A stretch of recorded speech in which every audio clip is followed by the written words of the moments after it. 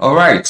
Okay, let's go. Merry Christmas once again to every one of us outside there. Hope you had a very good time. Compliments of the season to every one of us as well. And as we prepare for the new year, I think it's important that we look at a number of things that will benefit us. I just finished a webinar with ROTDO, that's a restoration of the dignity of womanhood, an NGO that caters for vulnerable children and women in Ondo State. She's been doing very well. The convener of that organization is Mrs. Sabina Olabisi Omolano. She's been doing very great work in Ondo State, and I salute you, ma. And so I just felt that the things I shared with her, let me just put it here. And so I hope she permits me to do that anyway. Yes, and so let's look at this quickly. A lot of us wrote New Year resolutions, and we just find out that we don't get to achieve most of the things on that list. In fact, some of you don't even know where you kept those lists, let alone knowing the ones that you achieved and the ones that you don't achieve. And one of the questions that came up in the course of that meeting that I just finished is, how do we get motivated? Because along the line, we begin to lose hope as to whether something will work or something will not work. Let me just answer that question very quickly before I give you seven things to prepare or to plan about as you proceed into the new year. These are things that effortlessly, you don't even need to go to the mountain to go and put a paper there and say, this is what I want to achieve this year. No. You just need to put these things in place. And a lot of things will fall into place for you. So what was my answer to that question? Why people lose hope in the course of the year, looking at their, organization goals and all of that, they lose hope because nothing seems to be working in line with that. And I said that we are too rigid with our goals. Motivational speakers have made things so bad for us. They tell us that somebody says, he said, I made my first 1 million naira. I made my first 1 million naira in 5 minutes. I made my first 1 million naira in 5 minutes. And so somebody is like, oh, really? Like, so that means I can make 1 million naira in 5 minutes. And so he begin to go bazaar, start looking for what to do. And then so many of them put their hands into things that they're not supposed to put their hands into. So now, we have become too rigid with our goals, with the goals that we set, with our ambitions. So we hold too tight to them that we do not see the possibility of other things happening. We don't allow other things that God has programmed by default to happen in our lives to happen. We seem to edge them out. We seem to block them out from happening in our lives because we already have a set goal. And that's what happens when you already have your eyes on something. For instance, you want to get married. You already have a picture in your mind of the kind of lady you want to get married to or the man you want to get married to. And so when God's man comes your way, you don't see him. When God's woman for you comes your way, you don't see her because you already have a picture. You have become too rigid with your picture. Now, is there anything wrong with having a picture? No, there's nothing wrong with having a picture. But you must be flexible with the picture that you have in your mind. Thank you very much, sir. You must be very, very flexible. You must be very flexible with the picture that you have in your mind. You must be very flexible. So you will allow God to be able to work on that picture. If what he has in mind for you tallies with what you have, in your mind, then fine. But most of the time, what he has in mind, it does not always tally with what we have, because what we always have in mind is always inferior to what he has in mind for us. So don't be rigid with your plans for the new year. Don't be rigid. There's nothing wrong with writing something down, penning something down, saying that, oh, this is the area, but don't be rigid. Place it before God and allow him to make his plans and, things that he wants to work out for you. Let him work them out for you, and like I said, there's nothing wrong with having a mental picture of where you're going. But then remember that there is somebody who is principal, who is supposed to have, the number one priority in your life, which is God. And so you allow him to do what he has in mind for you. And one of the things I said on that platform was this. We tell God what we want him to do for us. He has become so much of our mate, so much of our messenger, so much of our gatekeeper, so much of our security person and all of that. He is everything to us. But have you ever, for once, and maybe that's one of the things that you should do in the new year, asking God, what will you have me do for you in the new year? You remember one of the first question that Saul asked Jesus when he met him on the way to Damascus, after he discovered that the person he has been fighting, he has been fighting, for, in quotes, was the person that he was actually fighting against. The moment he discovered that, he said, what will you have me do? What will you have me do? What will you have me do? So those are the questions that you should be asking now. Now, when you ask God what you will have him do for you, or what he will have you do for him, then that becomes very interesting for him. So he becomes your priority, then you become his priority. That's as simple as that. Now, I don't want to take much of our time so that you'll be able to share this video, you'll be able to watch again and again. You'll be able to do as much as you want with this video. So I want to share with you 7 thoughts, just 7 thoughts that I shared on that platform not quite long. I shared 7 thoughts. 7 thoughts. Excuse me.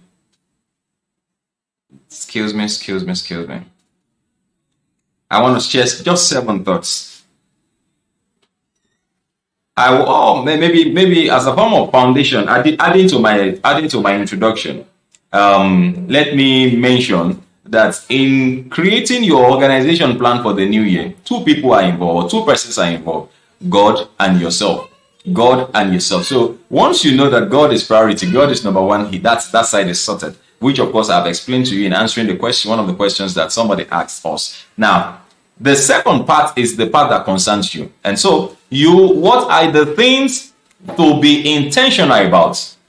You have got to become intentional about your life in the coming year. Intentionally living. So many of us live our lives to religion. We live our lives to faith. Where you go to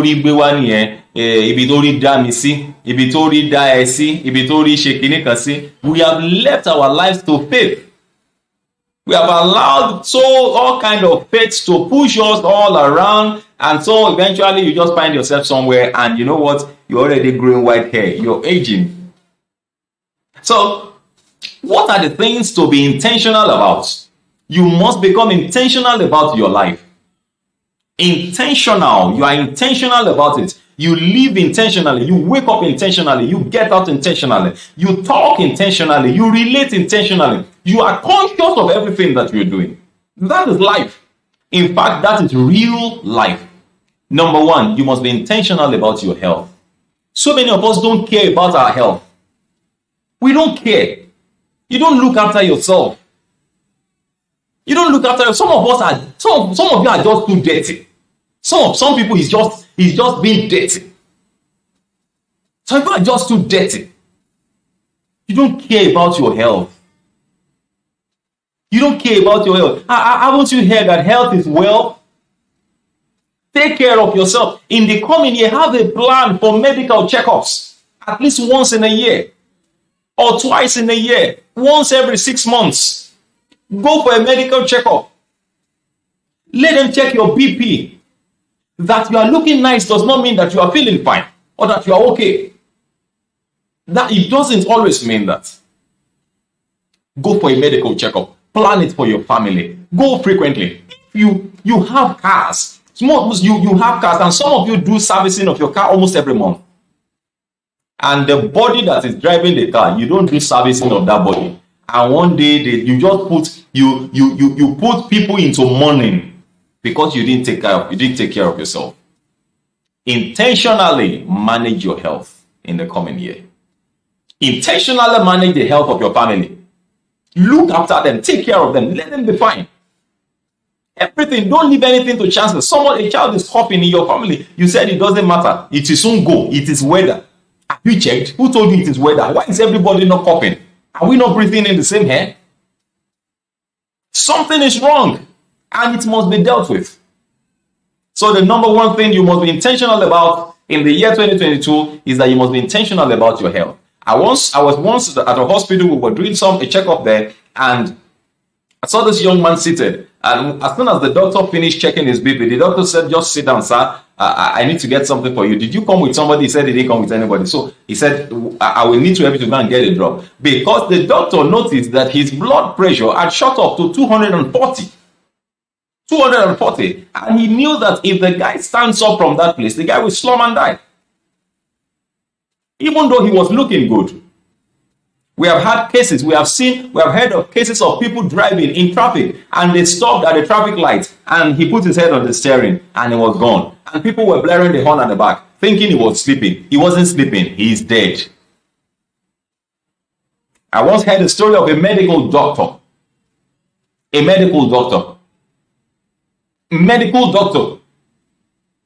Attended to patients, did that, went and came back and just went to his office and put his head on the table and he was gone.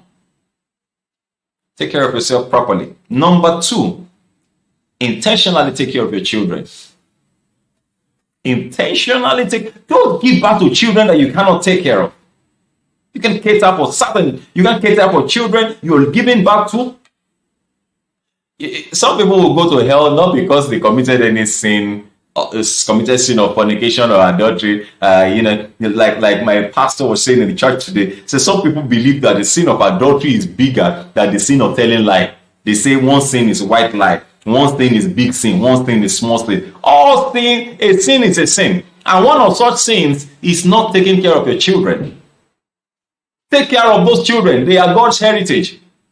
You will give an account of every child that God has committed into your hands. You must be intentional about taking care of your children. Some of you have left your children in the hands of neighbors. Please, when you are coming from school, help me to bring my children. It's neighbor. For some of you, it is maid that's taking over responsibility of taking care of your children. Now, is it wrong to have a maid? It's not wrong. But you are not supposed to leave the total responsibility to them. Your children must know that you are their parents. And how do they know that you are their parents? You must be responsible. It is through responsibility that children recognize parents. Through responsibility, being responsible. Who is responsible for me? The person that is responsible for me is my parents. So please make up your minds to intentionally raise your children, leaving little to your mates, your neighbors, and even teachers to do. Plant in them what you want to see and reap. You are looking forward to children who will become great in life, but you did not plant greatness in them. It is better you are intentionally involved in the planting rather than running helter-skelter, looking for how to undo what someone else has planted in your children. The late Sylvester Romani might be a message to someone to pull out that child from a boarding school and look after him or her. Shun laziness. I did a video here. Laziness. Shun laziness in the coming year. Shun laziness. I've not said that it's wrong to put your children in boarding school. I attended one. And even 2. And we are still here. I attended. But if the reason why your child is in a boarding school is so that you can have time to do some nonsense, so that you can have time to play, you don't want to wake up early. Has it ever occurred to you that waking up early to look after your children, to take care of them, to bathe them, to run them to school, to go and pick them back, to do the assignment for them, has it ever occurred to you that it is building your own health system? It is making you refreshed? It has never occurred to you. If you don't pay attention now, when problem comes, you won't be excused. You will not fail in Jesus' name. Number 3, what to do or things to be intentional. Number 3 thing to be intentional about in the new year. Your finance. Plan your finance. Get what you need and not what you want. Don't follow trends. You got on once in here. You got on loose in here. Oh, this is what they are using now. Oh, this is it. This is what is in vogue now. This is it. This is that. What is it? What is it? Why will you enjoy yourself on what does not exist? Why will you enjoy yourself on what does not exist? On what is not real? So many children are in prison now because they wanted to do what their words or mates are doing. So many have died because they are trying to run the race of another. They are trying to do it the same way others are doing it. Your finance. You might need to start a small business. You might need to start selling something. A little here, a little there will amount to something at the end of the day. And you'll be able to make ends meet. As long as you are not running another person's race. As long as you don't put a child in that school because that's where politicians put their children. And that's where big people, somebody said, so you mean not good or oh, really? Who says your child will not become great if your child doesn't attend those big schools or big name schools? I thought of saying something, but I will not say so that you don't misquote me. So plan your finance. Plan your finance. You will have issues. People built house this same year that you are complaining about. People change cars. People change cars. This Christmas that you are complaining that you could not. Some people see it celebrated as if nothing is happening in the economy. Plan your finance for the new year. Number 4, improve yourselves and your marriage, your relationships. Act morally upright in the family from where children pick theirs. Act morally. Intentionally teach your children morals. Don't bully in the house. If you're a bully in the house, then you automatically teach your children to bully themselves or to bully others when they get to school. And so it's the sorry case of Lato Romani. Died as a result of bullying by some words that were not raised properly. Be intentional. Improve your relationship. Improve your marriage. Improve your relationships. Improve everything around you. Improve yourself. Build yourself. Plan on doing something new. The system, this body system, improves by use. Number 5, you must work on your spiritual legacy. Your spiritual legacy is key. Keep building it. Set the feet of your children on God's path early in life. What so many are trying to do now is trying to bend the fish that is already dry. And so they experience breakage, breaking down. FPS àwọn ọmọ yín sórí ọ̀nà òtítọ́ kọ́lọ́run bá yín tọ́ àwọn ọmọ yẹn.